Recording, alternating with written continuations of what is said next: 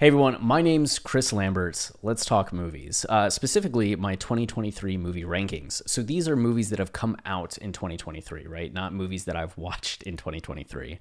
So it's the newest movies of this year. I've seen 26 of them so far, but I want to make these videos kind of a recurring thing that we do every 2 weeks, once a month. We'll figure out the timing. But to kick it off, we're going to just kind of go through the list of 26 and see where we're at. I'm going to talk about each movie. That's Archer sleeping on his dog bed, in case you were curious. Starting off, we have at number 26 in the really not for me category, White Men Can't Jump. It was just a pretty brutal movie all around. Especially, I went back and I was watching just the intro, the first 15 minutes, first 20 minutes of the original White Men Can't Jump versus this one. And it's such a night and day difference between building a scene, building an atmosphere, really developing the characters through the action. The opening scene, which is the pickup game where you have the initial hustle and the showdown between the two characters, is like a 15-minute, 18-minute thing in the original movie. And it's only, I think, 5, 6, 7 minutes, something really short and contained in the sequel or in the remake. And it's just a struggle from the beginning. The actors are doing their best, but the writing just isn't there to support them. So it's number 26 in the lowest tier that a movie can go in my rankings. Really not for me. At number 25, we have The Flash, which, has a lot of heart, I guess. I do like the idea that it's a movie about grief and processing grief and coming to terms with grief. I think this will be a movie that resonates with a lot of people. I've had other movies that have helped me process things, but not everyone will have those same movies. So The Flash being that for people that love superhero movies more than some of the like auteur stuff or artsy stuff that I'm watching, I'm glad they have that. It's just there were so many stupid things going on in this movie that I couldn't wrap my head around it. Like the Chrono Bowl. The Chrono Bowl bothered me so much. Visually, awful. The CGI within it, awful. Just the whole concept of it was so dumb to me. And just even how Flash runs in the movie, he moves his arms like that, and I don't know why. I don't know if it's part of the charge thing that he does. When 2013 Barry's trying to complete a charge, he's like, you got to put your fingers like this. But for the Flash running, him just circling his arms, I don't know. Just all these little things in the movie either bothered me, made me roll my eyes, just not for me. Which is what this category is called, is not for me. Next on the not for me category, Transformers Rise of the Beasts. I had some tweets a few months ago saying, I don't care, Transformers Rise of the Beasts is going to be my favorite movie of 2023. And then it worked really hard, really hard to make me hate it. It's just another thing where a lot of the dialogue is incredibly cringe. A lot of the situations just don't make sense. I know it's giant robots fighting each other.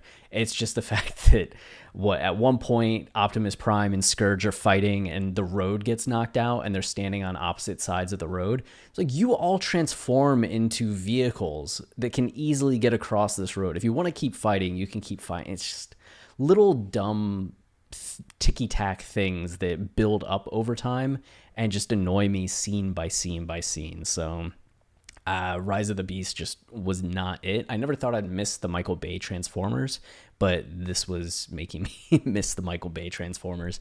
Really, still, the greatest Transformers movie is the 1986 animated movie. So, and then last in the not for me category is 65. 65 was another one where I saw the trailer.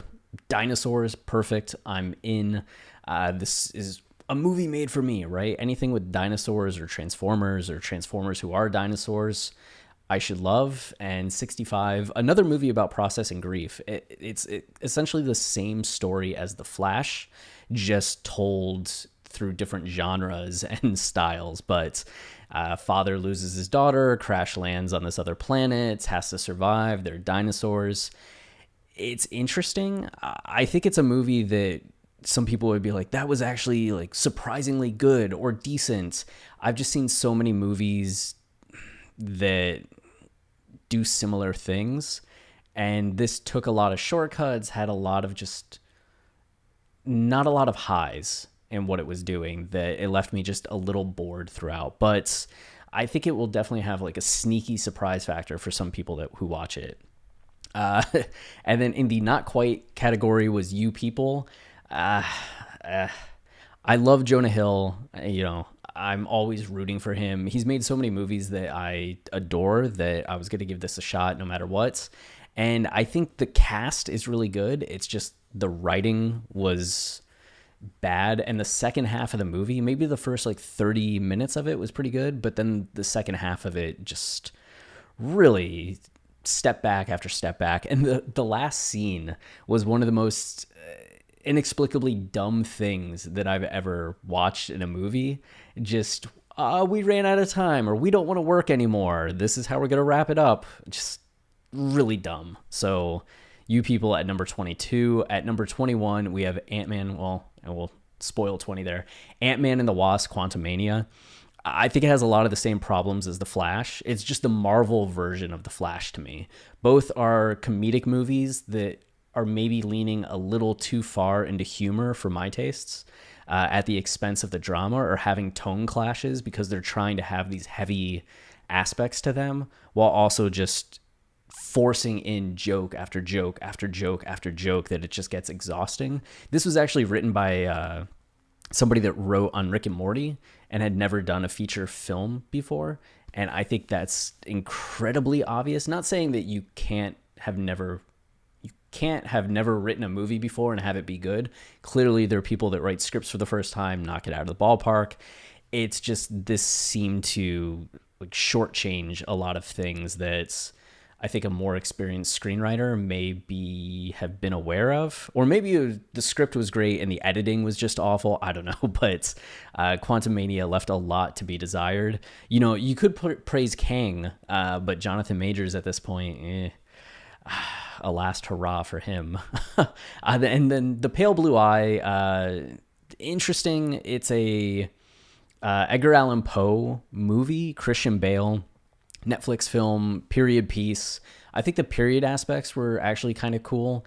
And if you're a Christian Bale fan, this is a weird but solid entry into his filmography. And I don't know, there was some moments where you're like, okay, am I getting into this? It's a mystery, a murder mystery. It kind of unfolds. It feels like a Sherlock Holmes episode, even though it's not Sherlock Holmes. But Edgar Allan Poe is kind of being Sherlock Holmes. It's strange, but it just never really took off or had any moments where I was like, oh, that's truly great. So this is the almost category, by the way. Things that I liked, but more of the negatives outweighing. And then Megan is next, which, Megan, I thought it was going to be a little campier than what it was. In the trailers, they have the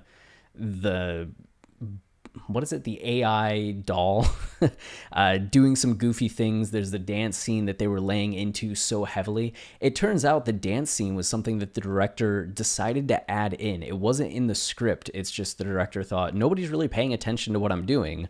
I'm going to throw this in and, we'll see what happens. It turns out the girl who was playing Megan was this like championship dancer.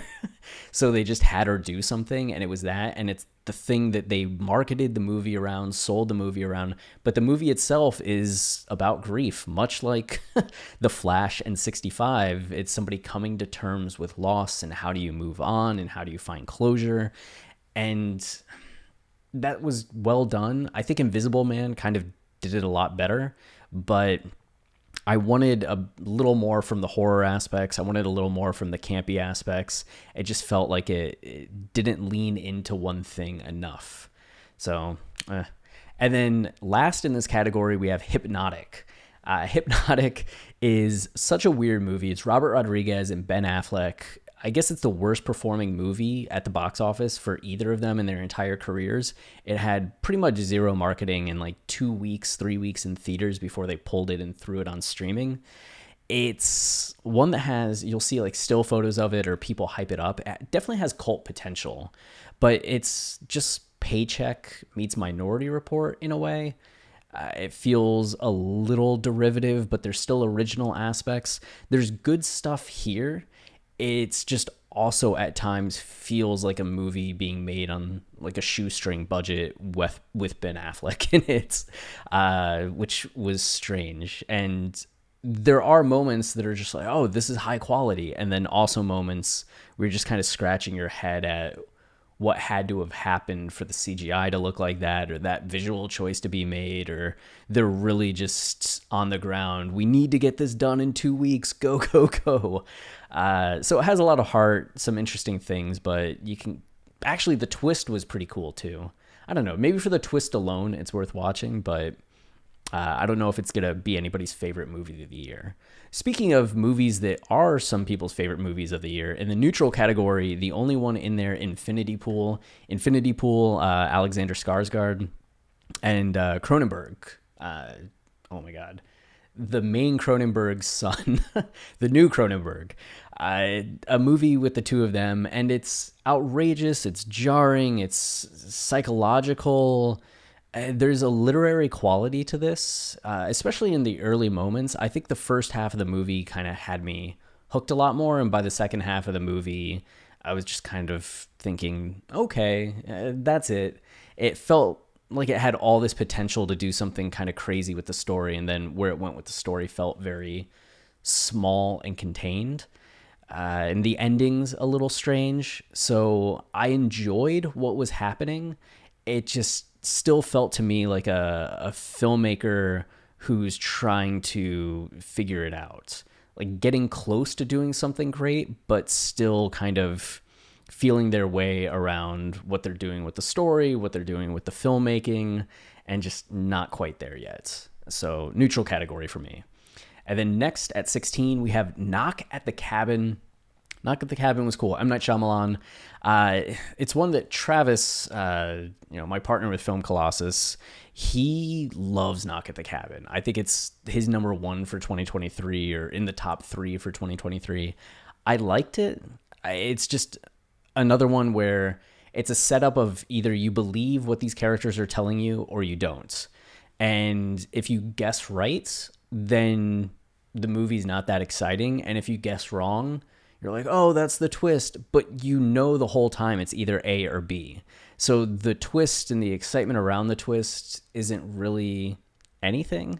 But it is exploring something very interesting, again, when it comes to loss and grief and the process of that and letting go of somebody and the hard choices that you have to make in life. So there are great performances and some interesting things going on.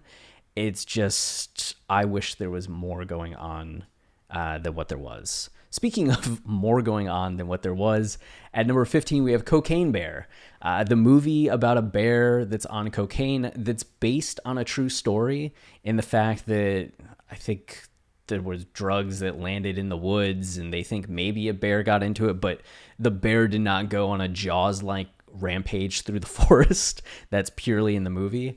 And this had some of the Sharknado camp that you'd want from a movie like this. Or even it seems like what the Meg sequel is leaning into.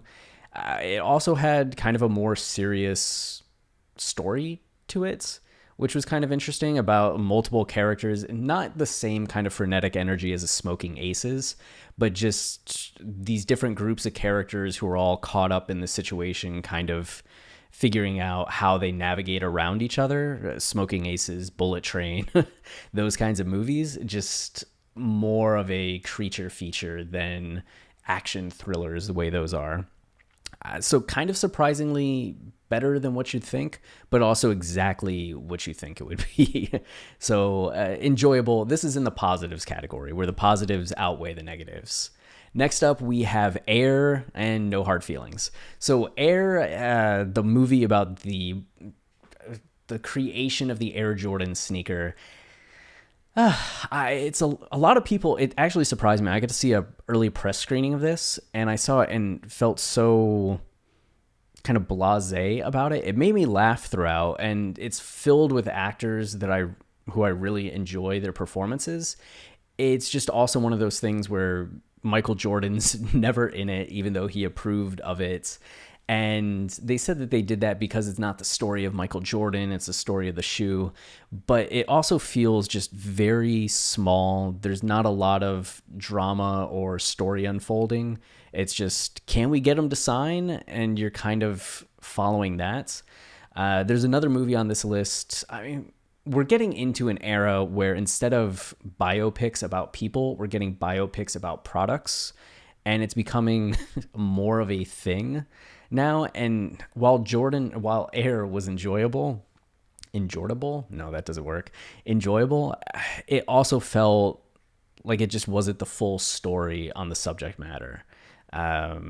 Also kind of like Hypnotic, one of these things where you had really high profile people involved in something that maybe didn't have the budget or the resources it needed, or was just kind of doing what they can in a certain amount of time, and the rest of it kind of be damned. But it did remind me of Draft Day in some ways, of having some of that surprising charm and hit factor. It's just the story wasn't quite there for me. And No Hard Feelings, the new Jennifer Lawrence raunchy R-rated comedy, was also kind of surprising. There's, of course, the ick factor, the cringe factor to the story of these parents hiring a 32-year-old woman to try to break their 19-year-old out of his shell, emotionally, and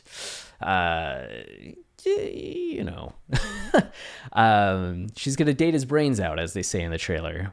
So it's an awkward movie in that way, but they try to navigate it with some heart. It's based on a true Craigslist post, which I don't know if that gives it any kind of wiggle room in terms of how upset some people are at this premise.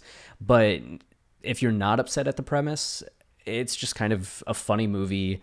It goes for some big laughs in terms of the super bad Forgetting Sarah Marshall. There's Something About Mary, Caddyshack, raunchy R-rated comedy. It works if you're a fan of that genre, but it also has a little bit more depth and heart. And Jennifer Lawrence and the kid that plays Percy both do a fantastic job. So I enjoyed it. Then we have Guardians of the Galaxy Volume 3, big epic James Gunn's finale of the Guardians of the Galaxy trilogy that he made before he ran off to DC to lead the DC studios at this point. Guardians was pretty cool. I like scope and scale. That's the thing that kind of matters the most to me. Is the story covering a lot? Is it doing so in this dynamic and interesting way? I do like smaller movies, and there are a couple on here as well, but I just want them to kind of be getting at something more. And Guardians has that sense of scope and scale, probably more so than any of the other movies on this list. It's a little bit more of an epic, maybe the first epic that we've had so far on this list, and it has a lot of interesting dynamics and backstories and emotional range. It still has a lot of things that bothered me, Adam Warlock and that whole character arc, but for the most part, it was an enjoyable conclusion to what James Gunn and the cast had been doing over these 3 Guardians of the Galaxy movies. Above that, we have the Super Mario Brothers movie at number 11. This kind of surprised me. I know people were hating on this right when it came out, and then it made a boatload of money. I didn't expect to like it as much as I did, but the humor worked for me. The story was basic, but good enough, inventive enough. The scenes were dynamic enough. Like the Mario fight with Donkey Kong was great. The fact that they mixed in Mario Kart as well was also entertaining to me.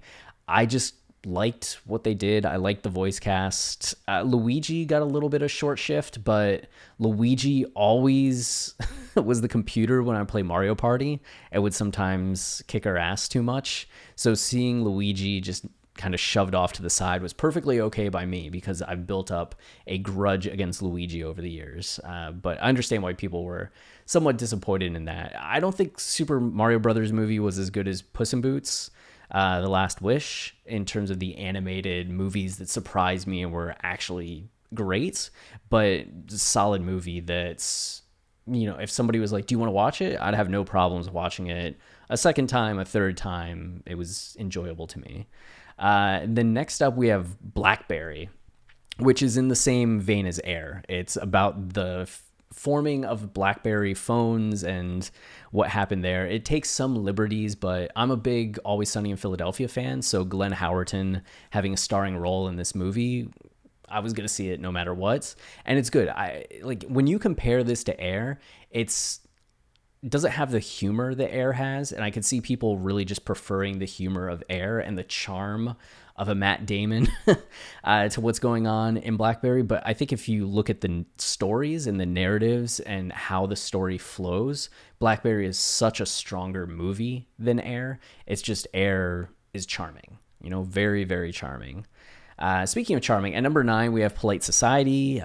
Maybe the smallest of these movies, like the most art house, independent kind of film, more of that auteur style.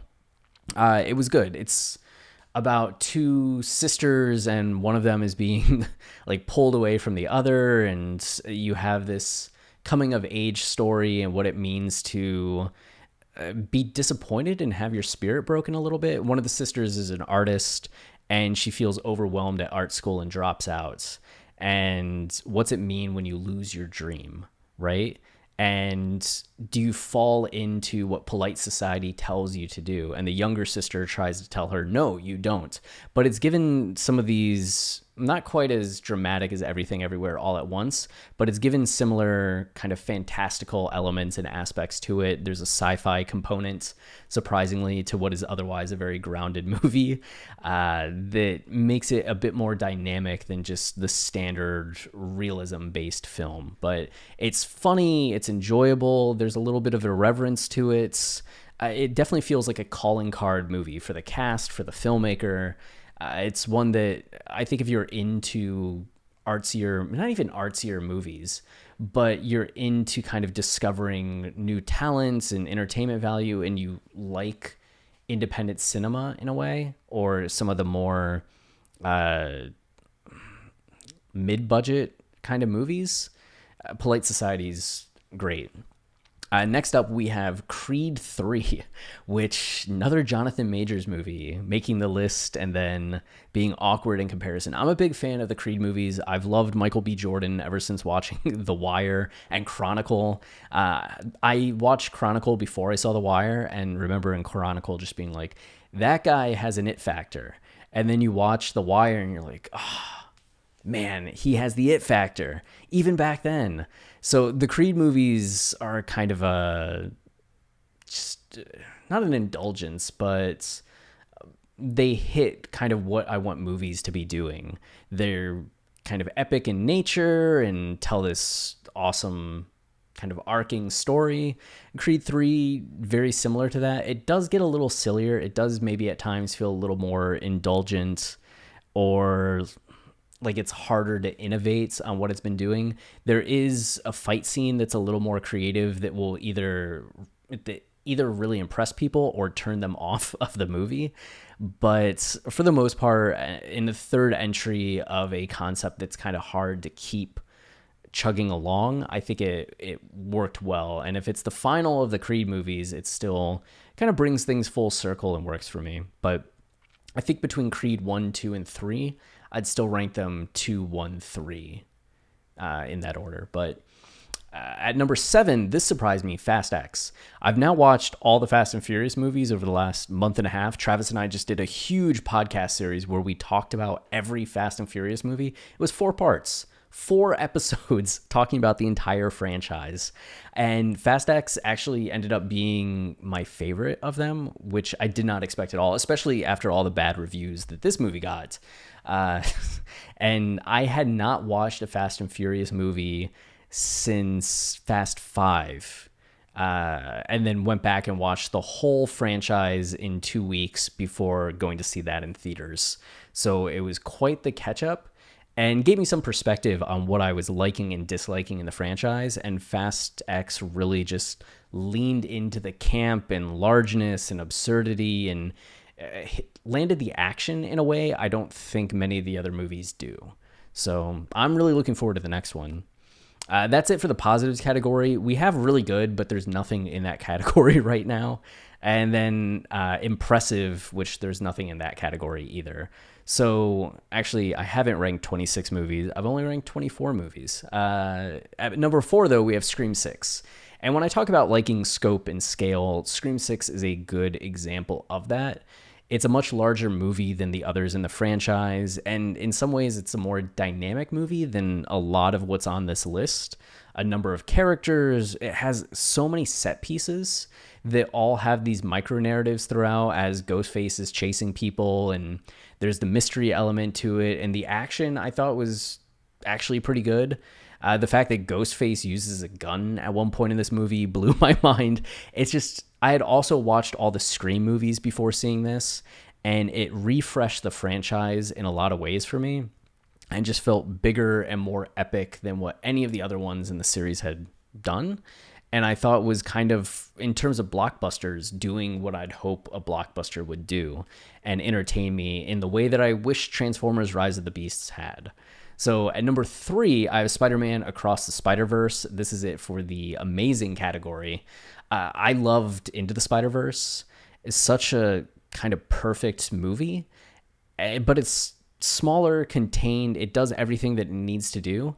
Across the Spider-Verse breaks the world open, which makes sense, right? Into the Spider-Verse is this introduction. They're getting you used to who these people are, what the world is, and then Across the Spider-Verse, madness, right? We span multiple universes in a way that we didn't do in the first one. There's so many more spider people than in the first one. Really awesome. And I didn't see the ending coming. I just remember being in the theater being like, they're running out of time. And then, surprise, surprise, to be continued. So I was worried that it wasn't going to live up to the first one. I think it's different from the first one and amazing in other ways.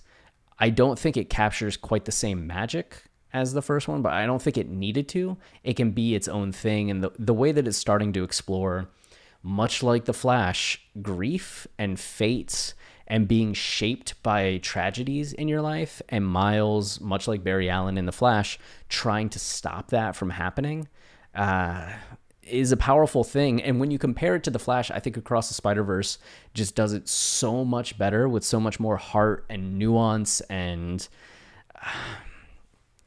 greatness, that it's kind of a night and day difference seeing these two movies tackle very similar subject matter within the multiverse, and one does it with grace and beauty, and the other is just this horrendous amalgamation of CGI effects.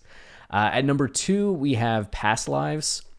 Really beautiful movie, and it's smaller than a lot of the ones on here, but also not. It's this very poignant film about how limited our lives are. A lot of people look at it as a romantic triangle, as the main character has a childhood sweetheart, but then a husband, and has to maybe choose between them. Is she going to stay with her husband or run off with this guy who is the love of her life and who she thought she was going to marry? And it's not really about that. The romantic angle is really just an inroad to the fact that in our lives, we have to make choices, and we can't be everything or everything to everyone. We can only be who we are, and we have to live with the choices that we make and the life that we have. And that's a very sobering thing. I'm in my 30s now, and that's definitely something I've had to come to terms with. This movie being able to capture something so poignant and existential and deep, and a topic I've never seen another movie try to capture. It's so well done. It covers the 3 acts so strongly. The characters are great. The filmmaking's great. Dynamo of a movie. And then at number 1, Beau is Afraid.